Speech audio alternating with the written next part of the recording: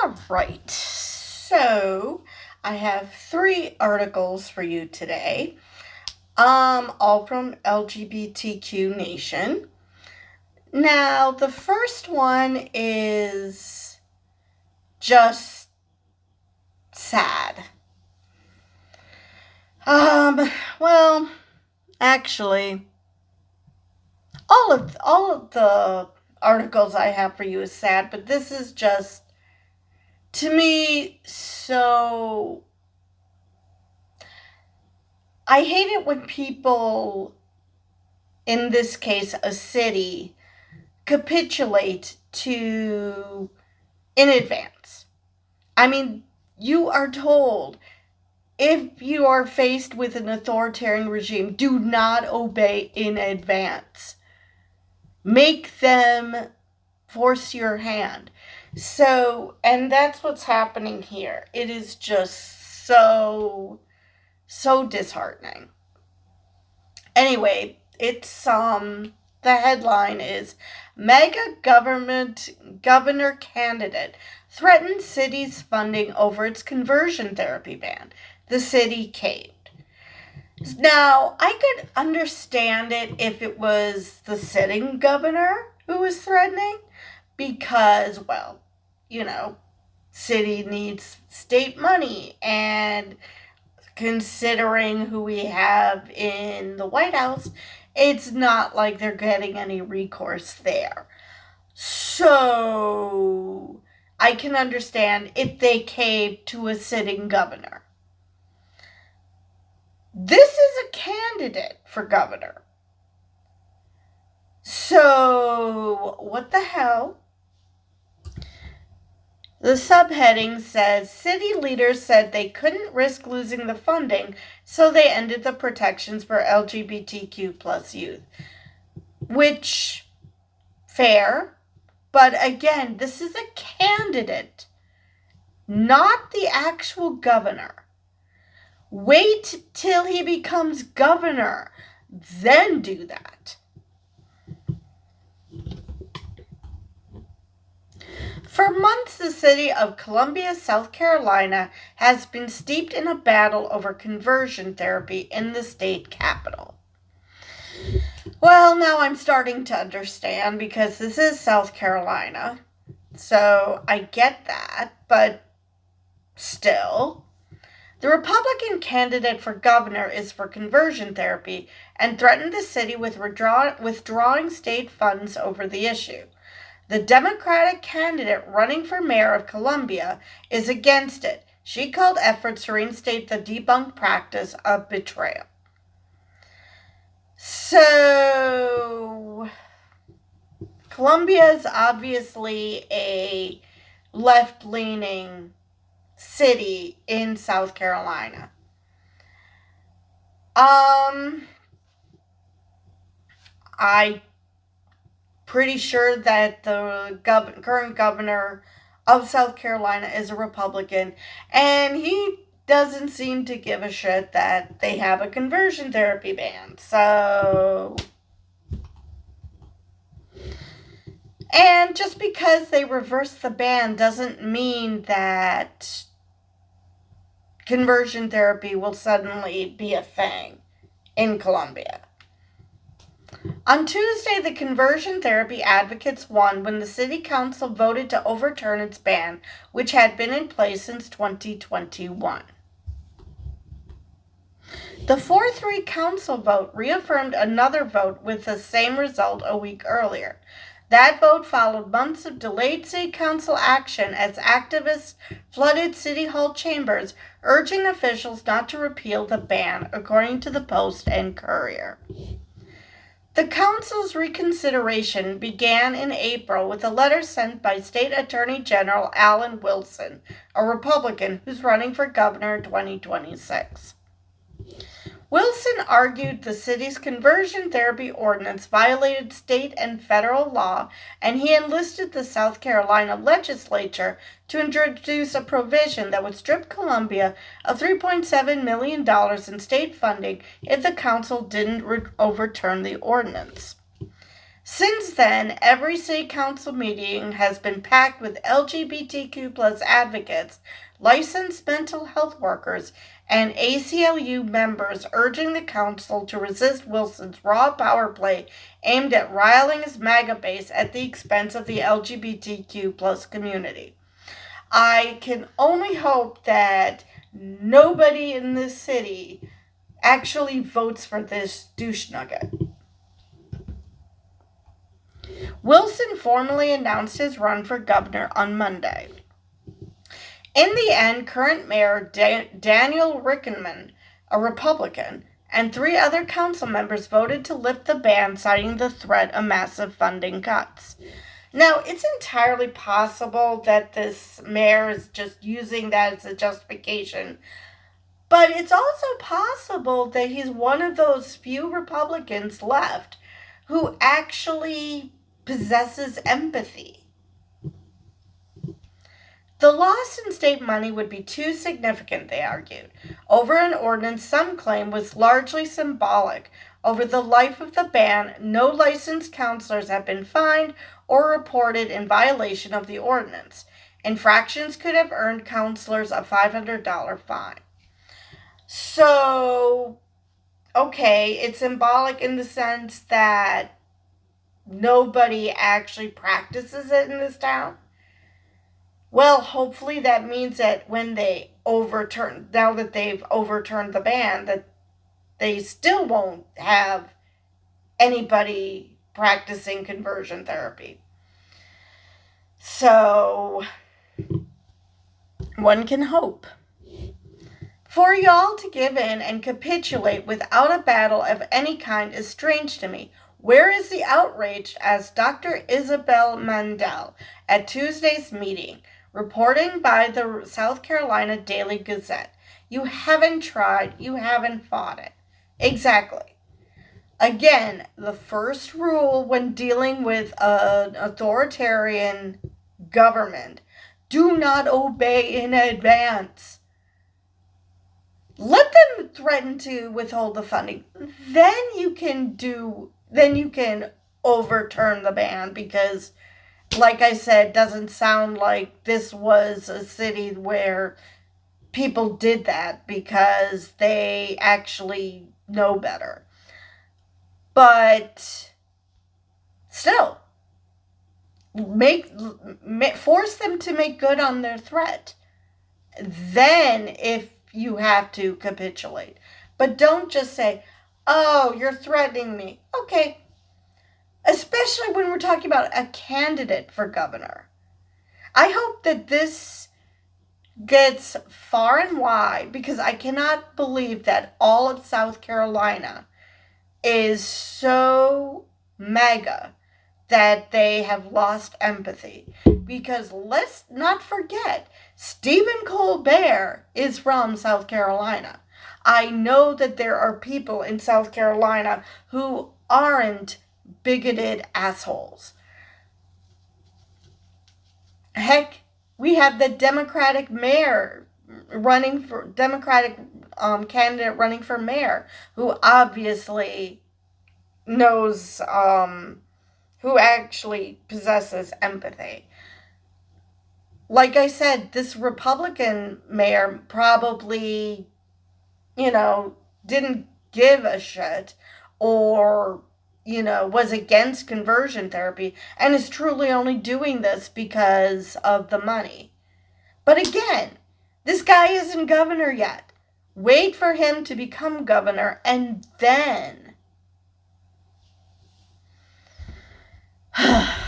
the job now is just to get boots on the ground, spread the message that, hey, we need new leadership in these positions, said Justice Hills, who has shown up to every meeting since April to urge council members to keep the ban.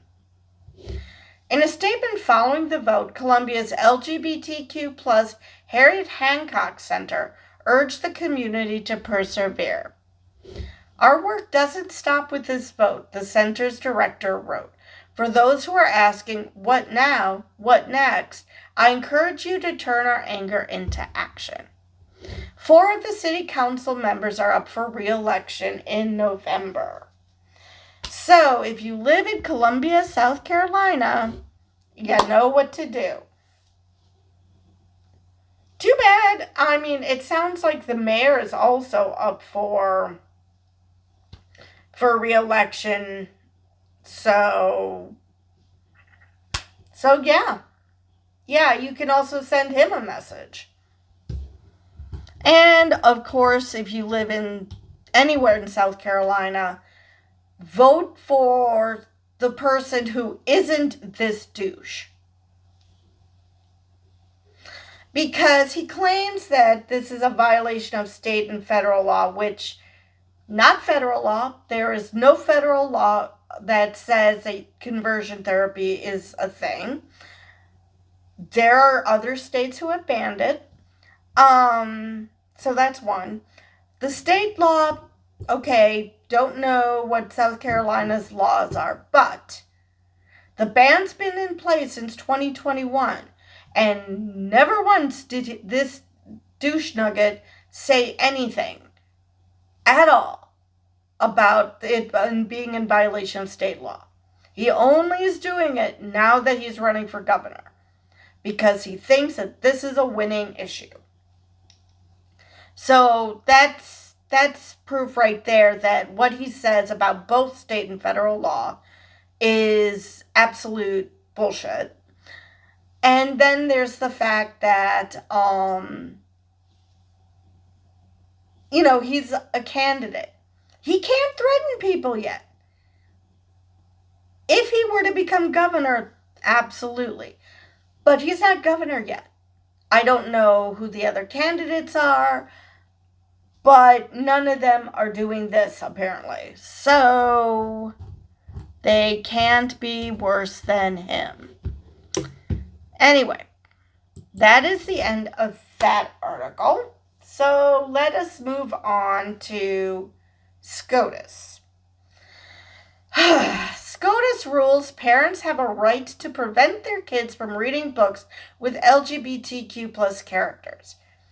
Now, let me just say, I respect if you have a religious problem with, let me just move this a little. If you have a certain religious belief, a sincerely held religious belief, nobody's asking you to change your belief. If you think all LGBTQ plus people are sinners, fine. Nobody's asking you to change that. That is not the same as being exposed to the fact that these people exist. You can hate them all you want, but you can't pretend that they don't exist. Because how can you hate something that doesn't exist? After all, you're convinced God exists, and you accuse atheists of hating God. So you acknowledge that God exists, even though atheists never did. Nor do they hate him, because, again, doesn't exist. And yet, you want to pretend that people that actually exist don't exist by not wanting your kids to be exposed to these characters. I mean, how do you think Holocaust denial became a thing? It became a thing because parents decided that they didn't want their kids exposed to the Holocaust material.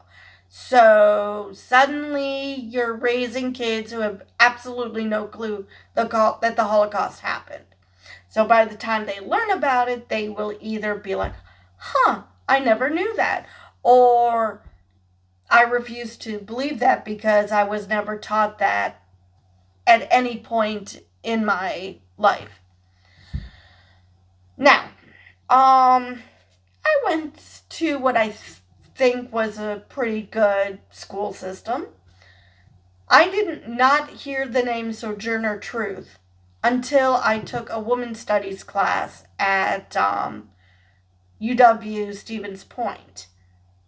So sometimes it just, things happen and you only learn things when you're in college. And that's perfectly fine. But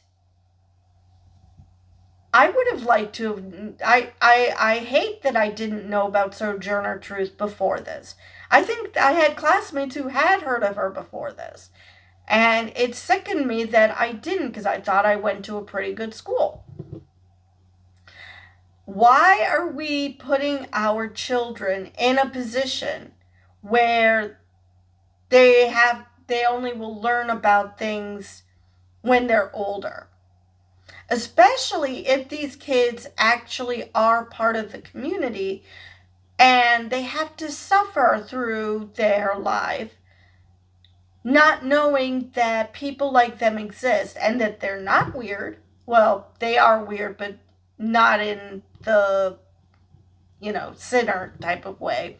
Not in a mentally ill, sinner, whatever you want to call it type of way. Just in a normal, everybody's different type of way. Because I just can't imagine that anyone qualifies as normal. What does that mean anyway? However, if you are part of that community, I've mentioned this before on this channel, that I had such low self-esteem in high school. I would have loved to have learned in sex ed that asexuality exists. Because that would have opened my eyes so much earlier to, okay, I'm different, I'm weird, but at least I'm not the only one who feels this way. Because let's face it, you're in high school, you look around, you see all your friends and everybody else partnering up, holding hands and, being teenagers in love and all that crap. And you're not only are you not doing that, you are literally not interested. You just, in my case, and I'm sure a lot of people's cases, you feel like, okay, I need to find a boyfriend because I want to be like everyone else. I had plenty of classmates who were like, oh, boyfriends are more trouble than they're worth, just trying to make me feel better for not having one. But it's like, you guys have one. If they're more trouble than they're worth, then why are you dating? So that made no sense to me. Anyway, back to the article. Exposing students to the message that LGBTQ plus people exist over parental objections is now not allowed. Like I said, they're going to find out. And worse, the kids who are part of the LGBTQ plus community are going to go through school not understanding that it's okay what you're going through. It's okay to be gay. It's okay to be bi. It's okay to be trans. It's okay to be queer. It's okay to be asexual. It's okay to be any of that. You do not have to be a cis-het person to have your life be valued. And they're missing out on that if they have one of their if their parents decide that I don't want my kids exposed to that. Because this isn't just about learning about other people. This is about learning about themselves. And again, this is about when kids go to school, they also learn to develop empathy because they learn about different viewpoints. They learn about the different people that exist, whether it's race or gender or sexual orientation. They get to learn that going to school. That's actually one of the reasons why people poo poo homeschooling. It's because, okay, you're not around people. The whole point of school is it's also socialization. Granted, it's a trial by fire socialization. I wouldn't wish school on anyone in the social realm because that just sucks. But at the same time, it exposes you, it teaches you about more about yourself. And things like, would I stand up to someone in this situation or that situation? You know, if you saw someone who's being bullied, would you stand up for them? Would you stand up for someone? Would you be there for someone if they're going through a hard time? Like they just lost their grandmother, or they lost a parent, or their parents are getting divorced. You get to experience all of that going through school, making friends, learning about yourself, learning about others, possibly, you know, making friends and losing those friends because of situations. And, you know, that's all about growing up, and it's about life. Because that's what you're going to go throughout your life. You're going to make friends, you're going to fall apart with those friends because of changes in situations. Maybe you joined a cult and they didn't, or vice versa. I mean, it's so basically school is a microcosm of life in that regard. So to basically tell people, we want you to ignore a big part of life, especially if it's your life, it's just so cruel. The Supreme Court has ruled in favor of the plaintiffs in Mahmoud versus Taylor, the case brought by parents who said that their First Amendment rights were violated when schools used books that included LGBTQ plus characters. What a shock! People don't know what the First Amendment fucking says. I'm sorry, no. Your First Amendment right is not violated. Now, if someone were to come into your home and force you to hear about their being part of the LGBTQ plus community, you know how religious people like Mormons, try to knock on your door and try to force their way in so they can tell you the good news. Yeah, that sort of thing is a violation of someone's First Amendment rights if you don't let them say no. That would be a violation, absolutely. This is a public space. And schools cannot cater to every person's whim.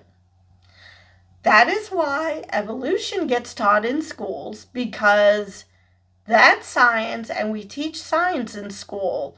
And just because you do not believe in it does not mean that it shouldn't be taught. It just means that you just have to go with it, go with the flow. And if at the end of the day you don't believe, fine. I mean, high school is such that you can, or at least it was in my day, where as long as you played the game, you graduated.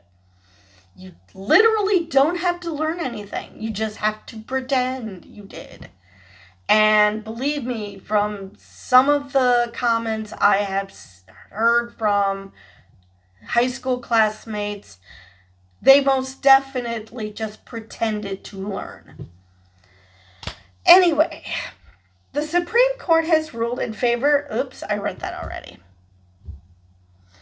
The decision was 6-3 along ideological lines, with the Republican-appointed justices siding with the religious parents who wanted to opt their children out of reading books like Prince and Knight and Uncle Bobby's Wedding in the Montgomery County, Maryland school system. Which, again, you're reading a freaking book. I'm not sure what the problem is. The court does not accept the board's characterization of the LGBTQ plus inclusive instruction as mere exposure to objectionable ideas or as lessons in mutual respect. Justice Samuel Alito wrote for the majority. Yes, because he wouldn't know mutual respect if it bit him in the fucking ass. The storybooks unmistakably convey a particular viewpoint about same-sex marriage and gender. Okay, and nobody is saying that because this book says that same-sex marriage should be allowed, that there's nothing wrong with it, doesn't mean you have to believe it. I mean, I've read the Bible. Doesn't mean I believe the crap that I read. And yes, I do think it is crap. If you don't, fine. I really don't care. As long as you're not forcing it down mine or anybody else's throat. I really don't give a crap what you believe. Personally, I think it's crap. That does not, but by his logic, I should automatically believe in the Bible because I read it once. How is it that it's only when it comes to LGBTQ plus characters that people do this? Well, actually, no. Actually, people do say, oh, you just need to read the Bible, as if, atheists or people who are LGBTQ plus never read the Bible ever in their lives. So maybe they do think reading is magical, that whatever you read, you suddenly believe. Because they certainly do that with the Bible, too. All right. Regardless, the question in cases of this kind is whether the educational requirement or curriculum at issue would substantially interfere with the religious development of the child or pose a very real threat of undermining the religious beliefs and practices the parent wishes to instill in the child. Then put them in private school, if that is that important to you. Homeschool them or put them in private school. I mean, you're in a public school system. They are not going to cater to your religious beliefs. That is a violation of the First Amendment. I do not understand why this is so hard. You don't want your kids to grow up to be a different religion than you. I understand that. That's fine. Then talk to your kids about what they're reading. I mean, instead of shielding them from certain topics, talk to their kids about it. It's not the school's fault you don't want to talk to your kids, that you are like, oh, I guess I have to keep this thing alive until they turn 18 and I can forget they exist. That isn't their problem. If you decided to pop out a kid when you didn't want to, and now you are just trying to coast through life, do it parenting, but paint by numbers, and try to make parenting as easy as possible by doing as little of it as possible. That is not the school's fault. You do not get to throw your kids to the school and say, teach my kids the way I would teach them if I were at home. No, that's not the school's job. The school's job is to teach them about everything. Math, science, sexuality, reading, it's English, foreign language. There's just so much that kids need to learn in order to function in society. And that's what schools do. And part of that is teaching kids that people who aren't cishet exist. And introducing them to that. Again, especially if these kids happen to be harboring those feelings. How can you seriously say that the adults' religious beliefs trump their kids' mental health simply because they can't accept life? Okay, you can't accept that certain people exist. Wonderful. What if those people you can't accept exist happens to be your kid? And if you're like that, you probably shouldn't be fucking parents either. Because your kids aren't your mini-me. They are people like everybody else. They have their dreams, they have their likes, their dislikes. Some of it might be like you, some of it might be different. They aren't fucking clones of you. They are their own person. It is amazing how many parents seem to be of the belief that their child should be just like them. That is just so creepy. Casting aside long-standing precedent, the court invents a constitutional right to avoid exposure to subtle themes contrary to the religious principles that parents wish to instill in their children, Justice Sonia Sotomayor wrote in her dissenting opinion. Exposing students to the message that LGBTQ people exist and that their loved ones may celebrate their marriages and life events, the majority says, is enough to trigger the most demanding form of judicial scrutiny. The case involved several sets of Christian and Muslim parents who objected to their kids reading books that mentioned LGBTQ plus people. The district had an opt-out policy that they later rescinded because the district claimed the opt-outs were becoming unworkable. Translation: more people were opting out that were actually staying in class.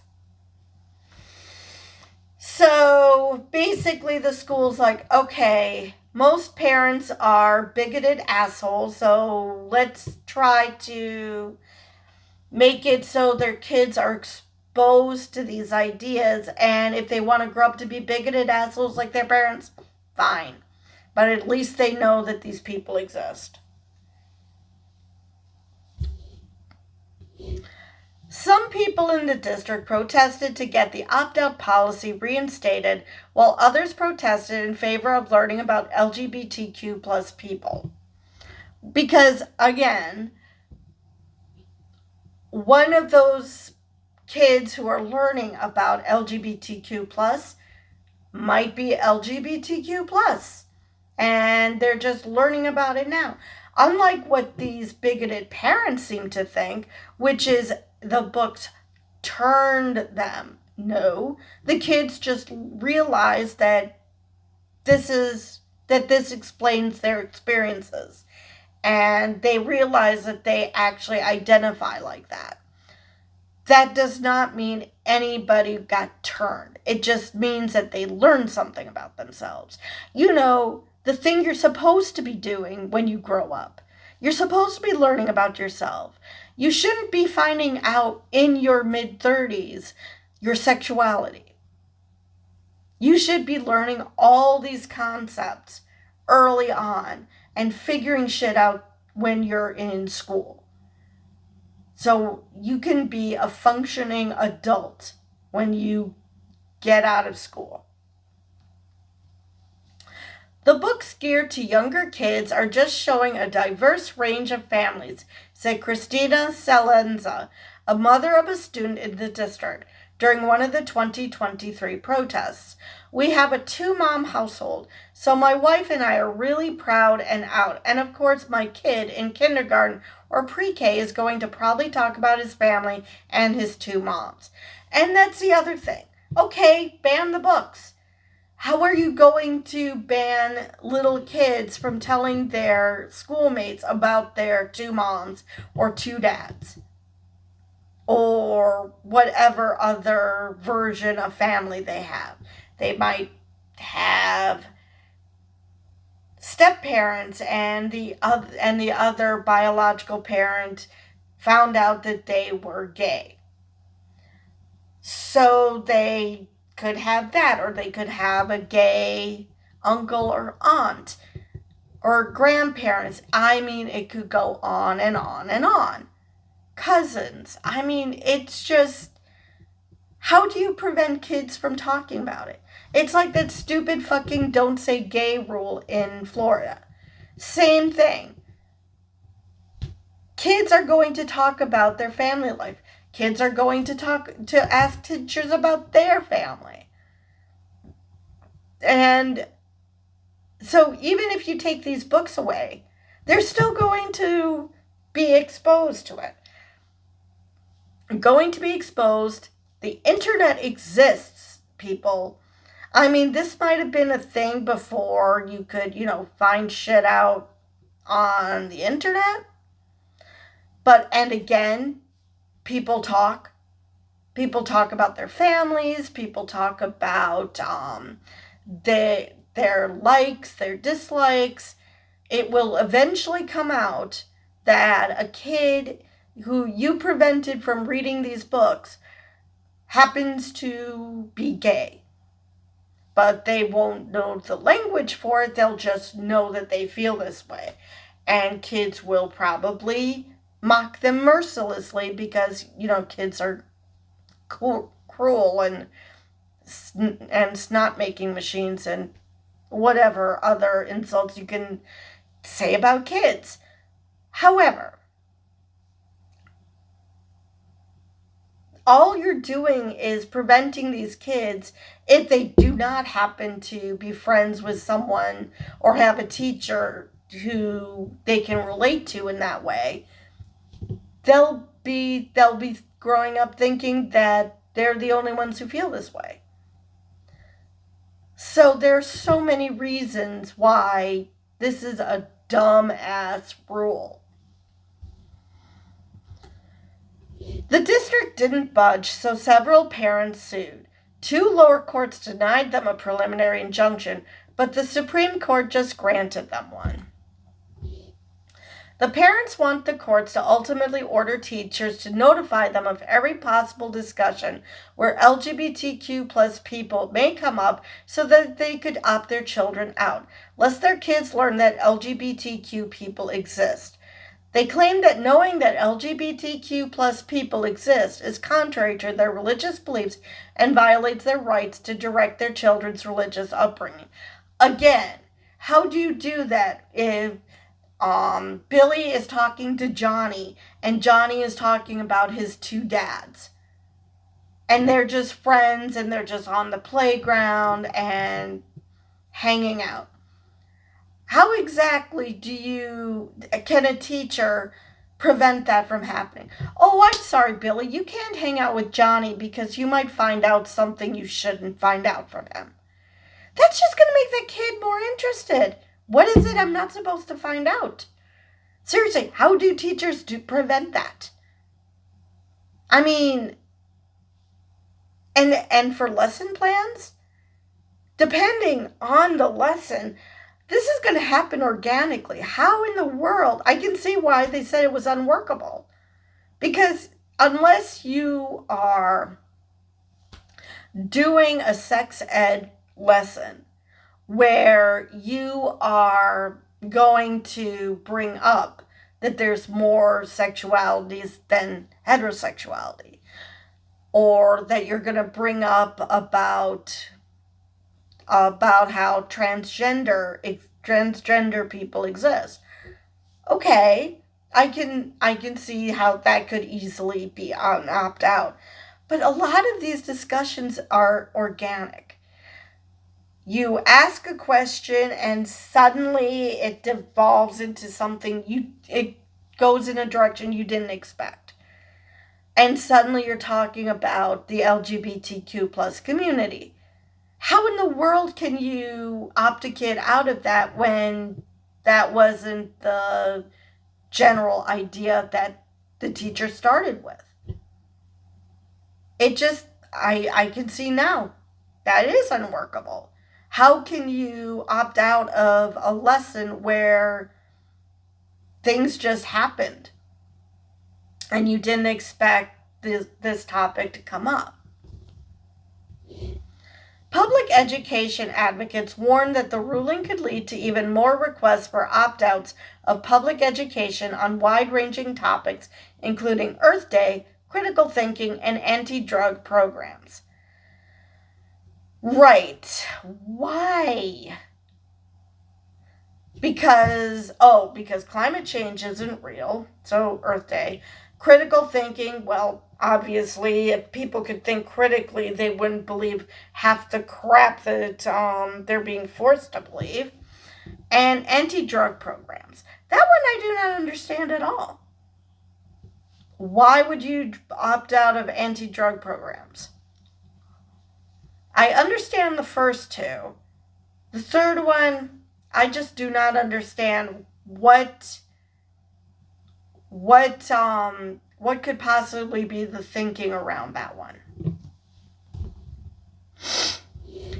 Free speech and LGBTQ plus advocates denounced the ruling. This ruling is a deeply disappointing blow to the right to read under the First Amendment, said U.S. Free Expression Program's staff attorney for PEN America, Ellie Brinkley. In a statement, it is a fundamental betrayal of public schools' duty to prepare students to live in a diverse and pluralistic society. By allowing parents to put their children out of classrooms where they object to particular content, the justices are laying the foundation for a new frontier in the assault on books of all kinds in schools. Exactly. Ironically, the people who are screaming that their free speech rights are being violated are actually the ones who are violating free speech. Because learning about a concept is not a violation of your free speech. If you don't want to accept that these people exist, fine. You don't have to. Just like nobody is forcing me to accept your Sky Daddy and accept that he's real, which I don't. You don't have to accept that actual people who you meet in flesh and blood can be LGBTQ+. If that's the way you want to roll, fine. It's going to make your life miserable, but whatever. As long as it doesn't make their lives miserable. But how is that a violation of... If your kids realize that what they're being taught makes sense and you're losing your grip on them, strengthening your grip is not going to change them. Besides, what are you going to do when they go to college? They are going to eventually learn these concepts whether they are taught formally or not. It's sort of like parents who are like, oh, we can't swear around our kids because if they can't learn to swear. Okay, they're going to learn to swear when they're in school. It's not like you shield them from swear words at home that they will magically never hear swear words ever. That's not how life works. They will eventually hear swear words. So, same thing here. They're going to eventually learn this. And it might as well be early on so they can develop empathy for those said people. Especially, again, because some of those people who are opting out, opting out their kids. Their kids are probably part of the community and are just going to go through a life of self-loathing because they will not be understanding who they are. And I mean, I guess the parents would be fine with that, because if they don't believe that they exist, then they wouldn't want their own kid to exist or something. While religious liberty is fundamentally important, it should not force public schools to exempt students from lessons that don't align with their family's personal religious or cultural beliefs, said Equality California Executive Director Tony Huang in a statement. LGBTQ plus themed books are already among the most banned and challenged in school districts and libraries across the country. Today's decision will make it even harder for these books to find their way into the hands of students who simply want to read and who may find validation and acceptance in the process. Exactly.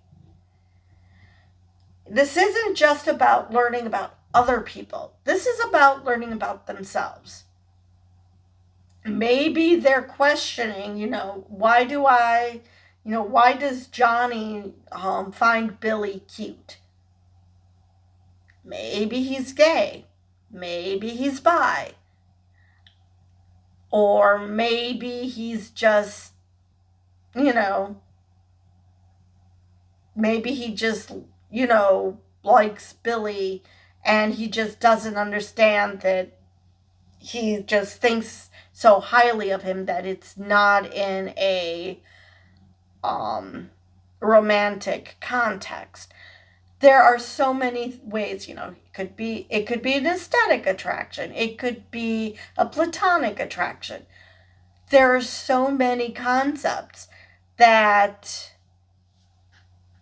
if you prevent them from learning about it, they're not going to know that that sort of thing exists. Like, they're not going to know that you can just be, you can just find someone aesthetically pleasing and it doesn't have to be sexual.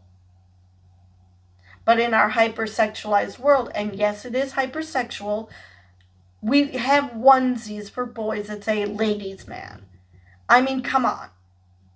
How hypersexualized do you have to be to have a onesie that sexualizes children?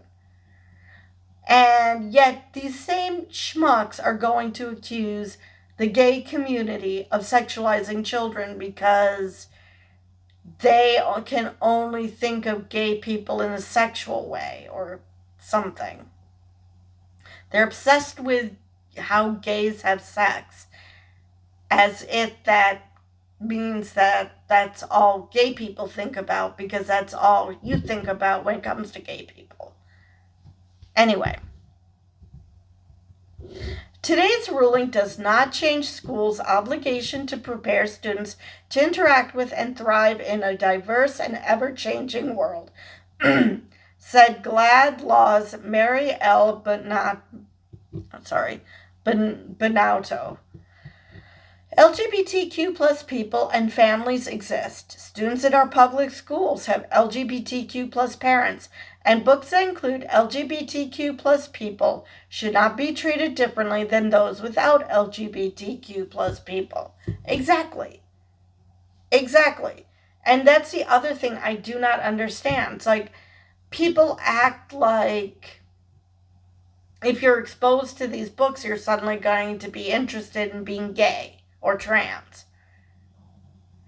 And I've mentioned many times that when I was growing up, all I saw were straight people and straight couples, and I'm still asexual. Because this isn't about reading and thinking, I'm going to try that. That sounds interesting. That's not how sexuality works. This isn't the celebrated jumping frog of Calaveras County. Oh, let me find a frog and teach him how to jump. That isn't how this works. Sexuality isn't like that. I mean, are there people who are bi-curious? Absolutely. Not before puberty, but there are people who are bi-curious. That is not the same as someone or something turned them gay. That is just them exploring their sexuality as like they would explore anything else about their lives because they're trying to learn more about themselves. Again, nothing wrong with that. The court's decision does not require our schools to abandon these efforts. No, I didn't read this one. The court's decision does not require schools to abandon these efforts. Parents, students, educators, and neighbors can encourage opportunities for learning about diverse people and families by staying involved with school districts, school boards, and in our local communities. And that is the end of that article. All right, so I haven't done this in a while. Let's go international. Police arrest 75 people for attending a gay party in Indonesia. Is it a gay party or a party that just happens to have gay people in it? Is what I'd like to know. The subheading, it's the third police raid on a gay gathering in as many months, according to Amnesty International. Amnesty International is calling on the Indonesian government to release 74 men and 1 woman arrested at what police characterize as a gay party on Sunday near the capital city of Jakarta. I'm sorry, how gay can it be if there's 1 woman there? I'm serious. If this woman is supposed to be gay, who is she being gay with? If you arrested 74 men and 1 woman.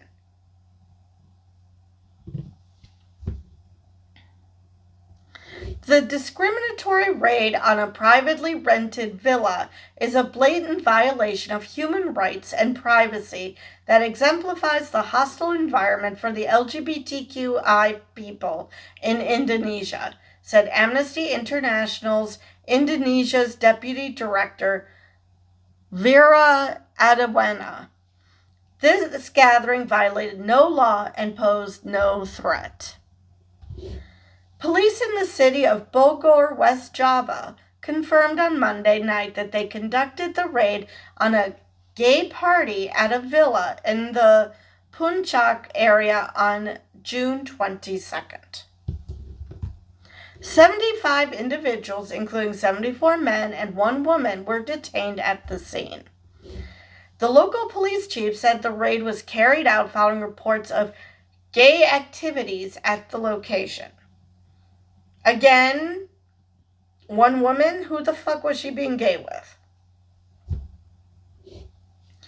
Among the evidence secured at the villa were sex toys, 4 condoms, and a sword employed in a dance performance. Why do I get the feeling that we're dealing with a bunch of sex-deprived people who are sexualizing things that have no business being sexualized? The partygoers were taken to Bogor Police Headquarters, where they were subjected to further examination by cops, including invasive health checks and HIV tests. Again, who is the woman supposed to be gay with? I don't know if these were all the people that were at the party, but if it were, again, who is this woman being gay with? Do we know what words mean? As of Tuesday afternoon, police have yet to identify any of those arrested. It's the latest in a series of raids on so-called gay sex parties in Indonesia, according to the Human Rights Organization. Police detained 9 people following a raid on a gay sex party at a hotel in South Jakarta in late May. In February, 56 individuals were detained for participating in a gay party in a raid on a different hotel in South Jakarta. Those arrested could face prison terms of up to 15 years for violating Indonesia's pornography law.